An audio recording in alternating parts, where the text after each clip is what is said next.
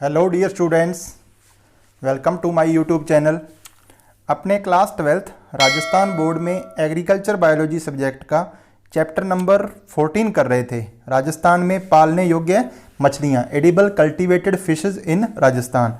इसका एक पार्ट जो है वो पहले अपलोड कर दिया है। आज अपने इसका सेकंड पार्ट करेंगे। अगर आपने अभी तक फर्स्ट पार्ट नहीं देखा तो आप इस वीडियो के डिस्क्रिप्शन में दिए हुए लिंक को ओपन करके वहाँ से आप फर्स्ट पार्ट जो है वो देख सकते हो। ठीक है, उस फर्स्ट पार्ट के अंदर अपने 5 प्रकार की जो फिशेस पढ़नी है, बोनी फिशेस पढ़नी है, उनके जनरल कैरेक्टर और फिशेस का क्लासिफिकेशन, वर्गीकरण, कौन से संघ में आती है, उपसंघ, वर्ग वगैरह, ये सारा डिस्कस कर लिया था। ओके, आज इस वीडियो को शुरू करने से पहले पिछले वीडियो में बताए गए जो जनरल कैरेक्टर थे 5 फिशेस के, उनके बारे में अपने डिस्कस करेंगे और फिर आगे नेक्स्ट देखते हैं। देखिए, सबसे पहला जो है सामान्य लक्षण आपको बताया था, ये थोड़ा जल्दी करेंगे अपने, क्योंकि इसको अपने पिछली वीडियो के अंदर कर चुके हैं। पहला आपको कैरेक्टर बताया था कि इनकी बॉडी जो है वो 3 पार्ट्स में डिवाइड होती है, जिसमें से हेड, ट्रंक एंड टेल, सिर, धड़ व पूंछ के अंदर। ठीक है, तो ये पहला कैरेक्टर हुआ। उसके बाद सेकंड नंबर आपको बताया था कि सारी की सारी जो 5 फिशेज हैं वो अस्थि सी बनी होते हैं, उनका अंतःकाल जो है वो अस्थि का बना होता है। ठीक है, the endothelium is made of bone. Okay, फिर तीसरा बताया था कि ये अंडज होती हैं, यानी ओविपेरस, अंडे देने वाली हैं, असमतापी हैं, कोल्ड ब्लडेड, मतलब इनके टेम्परेचर पर, जो आंतरिक टेम्परेचर है इनके शरीर का, उस पर बाह्य वातावरण का प्रभाव पड़ता है। ठीक है, नेक्स्ट फोर्थ पॉइंट जो था, बाह्य कंकाल पर शल्क पाए जाते हैं, यानी स्केल्स पाए जाते हैं एक्सोस्केलेटन पर, जो 3 टाइप्स के होते हैं, नाम याद रखने हैं, साइक्लोइड, गेनोइड और टिनोइड। ठीक है, फिर नेक्स्ट इसके बारे में बताया था, पार्श्व साइड है, लेटरल साइड होती हैं, उसमें दोनों और जो पार्श्व रेखा तंत्र दिखाई देता है, स्केल्स के वैसे नीचे होता है ये, और पार्श्व रेखा तंत्र जो है इसका कार्य जो है वो संवेदांग अंग, सेंसरी ऑर्गन की तरह ये काम करता है, ये अपने देख चुके हैं। ठीक है, उसके बाद नेक्स्ट छठा नंबर जो पॉइंट है उसमें अपने देखा था कि इनमें रेस्पिरेटरी ऑर्गन जो है वो 5 to 7 पेयर गिल्स प्रेजेंट होते हैं, गलफड़े पाए जाते हैं, और ये गलफड़े ओपरकुलम नामक संरचना द्वारा ढके रहते हैं, कवर्ड रहते हैं। फिर तैरने के लिए इनमें 2 टाइप के फिन्स प्रेजेंट होते हैं, पंख पाए जाते हैं, जिनको युग्मित पंख और अयुग्मित पंख में डिवाइड किया था। युग्मित पंख जो हैं वो एक जोड़ी तो होते हैं अंश पंख, जिनको 1 पेयर पेक्टोरल फिन्स बोलते हैं, और एक जोड़ी होते हैं श्रोणी पंख, 1 पेयर पेल्विक फिन्स। और जो अयुग्मित में होते हैं, युग्मित का मतलब जोड़े में होंगे, और अयुग्मित मतलब जो सिंगल होंगे, और जो सिंगल है उनमें 3 तरह से के थे, डोर्सल फिन्स यानी पृष्ठीय पंख, सेकंड नंबर पर एनल फिन्स यानी गुदीय पंख, और थर्ड पर था कॉर्डल फिन्स यानी पुच्छीय पंख। ठीक है, नेक्स्ट उसके बाद अपने देखा था इसके अंदर अगला पॉइंट, मैथुन अंग जो है वो एब्सेंट होते हैं, कोपुलेटरी ऑर्गन एब्सेंट होते हैं। मेल जो है अपने स्पर्म जो है वो वाटर में छोड़ता है, रिलीज करता है, फीमेल जो है वो अपना ओवम वाटर में रिलीज करती है, और एक्सटर्नल फर्टिलाइजेशन यानी कि निषेचन जो है वो कैसा होता है, बाह्य होता है। ठीक है, तो ये अपने पिछले वीडियो में डिस्कस कर चुके हैं। आप डिटेल में इनको जानना चाहते हो तो पिछला वीडियो जो है उसका डिस्क्रिप्शन में मिल जाएगा, लिंक आपको वो देख सकते हो। अब 5 जो फिशेज हैं उनको अपने एक एक करके डिस्कस करते हैं, जिनमें सबसे पहला जो है अपने पास वो है रोहू। ठीक है, तो ये एक डायग्राम बना हुआ है रोहू का, तो आप सिंपल डायग्राम इतना काम का नहीं आपके, क्योंकि अपने पिछले वीडियो में 5 में जो कैरेक्टर थे जनरल उनको डायग्राम के थ्रू समझ चुके हैं। ठीक है, फर्स्ट है रोहू, इसका वैज्ञानिक नाम है लेबियो रोहिता। ओके, तो ये पता होना चाहिए अपने को। एक तो इसका वैज्ञानिक नाम क्या है, लेबियो रोहिता। इसके कुछ जनरल नाम भी है, सामान्य नाम, जैसे इनको रोहू कहा जाता है, इसको कार्प कहा जाता है। तो अपनी बुक में सिर्फ रोहू नाम दिया है, तो रोहू याद रखना है और वैज्ञानिक नाम याद रखना है। ओके, उसके बाद नेक्स्ट इसके विशेष लक्षण क्या क्या हैं, इनको अपने ध्यान से अब देखना है। स्पेसिफिक कैरेक्टर जो हैं वो अपने को पता होने चाहिए। देखिए, पीठ की तरफ का हिस्सा काला या हरा होता है, यानी डोर्सल साइड जो होती है इसकी वो ब्लैक या ग्रीन होती है, और पेट की तरफ का हिस्सा यानी कि वेंट्रल साइड जो है नीचे से वो सिल्वर होती है, सुनहरी रंग की होती है। तो ये पहला कैरेक्टर हुआ, यानी डोर्सल साइड से तो कैसा होगा, ब्लैक और ग्रीन होगी, और वेंट्रल साइड यानी नीचे जो पेट वाला हिस्सा है वो सिल्वर होती है वहाँ से। ठीक है, पहले वर्ष में इसका वजन जो है वो 675 ग्राम होता है, और 3 वर्ष में ये वजन बढ़कर जो है वो 40 to 45 kg हो जाता है, यानी बहुत तेज़ी से इसका वजन जो है वो बढ़ता है, वेट बढ़ता है। उसके बाद नेक्स्ट अडल्ट जो है, वयस्क जो है, वो 3 से 4 साल में शरीर की लंबाई 1 मीटर तक हो जाती है। यानी कि जैसे ही ये 3 से 4 साल की होती है, ये एडल्ट में चेंज हो जाती है, लैंगिक परिपक्वता प्राप्त कर लेती है, सेक्सुअलिटी मैच्योर हो जाती है और इसकी लंबाई जो है, लेंथ जो है, वो 1 मीटर तक हो जाती है। जबकि जब ये 10 वर्ष की होती है तो पूरा मैक्सिमम जो लेंथ है इसकी, वो 2 मीटर तक इसकी लंबाई हो सकती है, यानी काफ़ी लंबी होती है। ठीक है, नेक्स्ट पॉइंट, ये सर्वभक्षी होती है, यानी ओमनीवेरस होती है। ओमनीवेरस सर्वभक्षी का मतलब है कि ये जल की जो अपर सरफेस है और बिल्कुल लोअर सरफेस है, वहाँ पर पाए जाने वाले जंतु प्लवक जो होते हैं, जूप्लैंक्टन जो हैं, या पादप प्लवक जो हैं, फाइटोप्लैंक्टन, और एल्गी जो होते हैं, शैवाल, उनका भोजन करती है।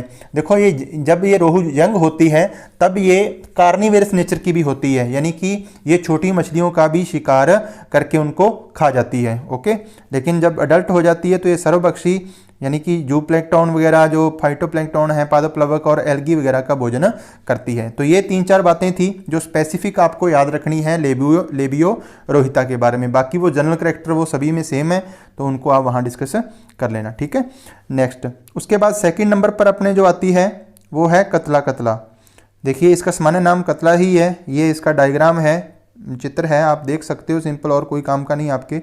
देखो, वैज्ञानिक नाम जो है इसका वो कतला कतला है। ठीक है, तो ये दोनों अलग अलग अंडरलाइन होने चाहिए, जो साइंटिफिक नेम होता है आपको पता है।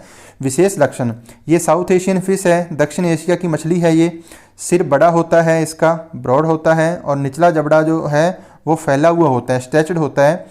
पहले साल में इसका वजन जो है, वेट जो है, वो 900 ग्राम होता है। ठीक है, और जबकि 2 वर्ष तक, 2 ईयर कंप्लीट होते होते इसका वजन जो है वो 2 kg तक हो जाता है, और ये सेक्सुअल मैच्योरिटी प्राप्त कर लेती है। यानी कि जब 2 साल की होती है, जब इसका वजन जो है वो 2 kg हो जाता है वेट, तो ये सेक्सुअली मैच्योर हो जाती है। नेक्स्ट, उसके बाद तीसरा इसका कैरेक्टर जो है ये हो गया। चौथा जो है, ये सर्वभक्षी होती है, ओमनीवेरस ही होती है ये भी, लेकिन ये जल की, वाटर की जो अपर सरफेस है और मिडिल सरफेस है, वहाँ से भोजन प्राप्त करती है, लोअर सरफेस पर बहुत कम जाती है। ठीक है, इसकी मैक्सिमम लेंथ जो है बॉडी की वो 1.8 मीटर होती है, तो ये भी काफ़ी लंबी है। और इसका मैक्सिमम जो वेट है, जब ये कंप्लीट अडल्ट हो जाती है पूरी, तो 25 to 35 kg हो जाता है। ठीक है, तो ये था कतला कतला के बारे में। स्पेसिफिक कैरेक्टर जो आपकी बुक के अकॉर्डिंग आपको सिंपल याद रखने हैं। बहुत ईजी सा चैप्टर है ये, 6 नंबर का आएगा इस बार, तो बहुत ध्यान से एक बार आप अच्छी से पढ़ के एक बार रिवीजन कर लोगे तो फिर आपको कभी भी इस चैप्टर में कोई दिक्कत आने वाली नहीं है। ठीक है, थर्ड जो है वो क्लबासु, इसका ये डायग्राम है आपके पास। इसका वैज्ञानिक नाम जो है वो लेबियो क्लबासु है, लेबियो क्लबासु। ठीक है, इसके विशेष लक्षण और वेरी इंपॉर्टेंट, इसे काली रोहू के नाम से जाना जाता है, ब्लैक रोहू के नाम से जाना जाता है, क्योंकि इसकी डोर्सल साइड जो है वो कैसे कलर की होती है, काले रंग की होती है, ब्लैक रंग की होती है, और इसका साइज बहुत बड़ा हो जाता है जब एडल्ट होती है। मैक्सिमम लेंथ जो है इसकी वो 3 मीटर तक हो सकती है। ओके, नेक्स्ट, उसके बाद ये जो है ये जल के निचले तल से, यानी कि बिल्कुल जो लोअर सरफेस है वाटर की, वहाँ से ये वनस्पति, जितने भी कोई पेड़ पौधे हैं छोटे बहुत, और इंसेक्ट लार्वा, कीचड़ और रेत, यानी डस्ट वगैरह सब कुछ खा जाती है ये। तो इसको तालाब वगैरह की अच्छी सफाई के रूप में प्रयुक्त किया जाता है, यानी पौंड की अगर सफाई करवानी हो तो वहाँ पर आप इसको लाकर छोड़ दीजिए, ये बहुत अच्छे तरीके से उस पौंड की क्या कर देगी, सफाई कर देगी, क्योंकि ये कुछ भी नहीं छोड़ती, सब कुछ खा जाती है। ठीक है, वेरी इंपॉर्टेंट, ये दोनों ही पॉइंट जो हैं वो बहुत इंपॉर्टेंट है। इसके लिवर में 5.5 ग्राम ऑयल पाया जाता है, और ये ऑयल विटामिन ए का बहुत अच्छा स्रोत है। देखो, ये विटामिन ऑयल जो है वो सभी मछलियों के लिवर में थोड़ा थोड़ा मिलेगा, लेकिन इसके लिवर के अंदर स्पेसिफिक दिया हुआ अपनी बुक में 5.5 ग्राम ऑयल पाया जाता है, जो विटामिन ए का बहुत अच्छा स्रोत है। तो किसी भी हिसाब से इन दोनों में से एक क्वेश्चन जो है वो आपके एग्जाम में, क्योंकि 3 क्वेश्चन छोटे आने हैं, उन तीनों में इन दोनों पॉइंटों से एक क्वेश्चन मुझे लगता है कि एग्जाम में पूछा जा सकता है। ठीक है, नेक्स्ट देखिए, अगली जो है मृगाल, ये डायग्राम उसका चित्र देख सकते हो। इसका वैज्ञानिक नाम जो है वो सिरेनियस मृगाला है, और स्पेसिफिक कैरेक्टरों की बात करें तो इसके स्पेसिफिक कैरेक्टर, ये तेज बहती नदियों में रहती है, यानी कि जो फास्ट रिवर्स होती हैं उनमें ये रहती है, और ये साल्टी वाटर जो होता है, अलवणीय जल जो है, ये उल्टा लिखा गया, ये लवणीय लिखना था, ठीक है। लवणीय जल में भी जीवित रह सकती है, ओके, क्योंकि वैसे तो ये फ्रेश वाटर की मछलियां हैं, लेकिन ये लवणीय जल को भी सहन कर सकती है। इसकी मैक्सिमम लेंथ जो है, अधिकतम लंबाई जो है बॉडी की, वो 60 to 70 सेंटीमीटर होती है, और इसका मैक्सिमम वेट जो है वो 2 kg होता है, यानी कि ये ज़्यादा बड़ी मछलियों में नहीं आती। उसके बाद जैसा कि आपने यहाँ देखा ही था डायग्राम में, ये आपको सिल्वर से कलर की लग रही है, बिल्कुल सुनहरी रंग है इसका, तो इसकी वेंट्रल साइड जो है वो सिल्वर वाइट कलर की होती है, ठीक है।